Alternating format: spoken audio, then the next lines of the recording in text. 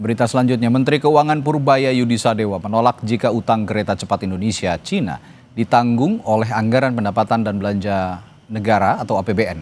Menurutnya utang tersebut harus dikelola oleh Badan Pengelola Investasi dan Antara. Menurut Menkyu Purbaya, BPI dan Antara sudah memiliki kapasitas keuangan dengan dividen rata-rata 80 triliun per tahun, sehingga dan Antara dinilai mampu mengurus utang KCIC.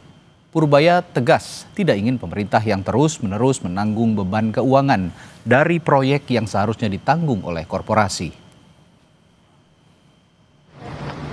Dibiayai APBN. Saya belum dihubungi untuk masalah itu, Mbak. Nanti begitu ada saya di jumpa pers yang mingguan deh saya kasih tahu update-nya seperti apa. Yang jelas sekarang saya belum dihubungin tentang masalah itu. Tapi kalau ini kan kayak ICC di bawah Danantara kan ya. Kalau di bawah Danantara kan mereka udah punya manajemen sendiri, udah punya dividen sendiri yang rata-rata setahun bisa 80 triliun atau lebih. Harusnya mereka manage dari situ, jangan ke kita lagi. Karena kan kalau enggak ya semuanya ke kita lagi, termasuk dividennya. Jadi ini kan mau dipisahin swasta sama government. Ya jangan kalau enak swasta, kalau nggak enak government, saya pikir begitu ya Pak.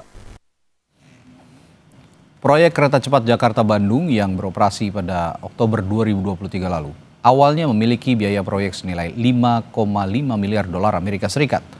Namun malah membengkak menjadi 7,2 miliar dolar Amerika Serikat atau setara 118,4 triliun rupiah.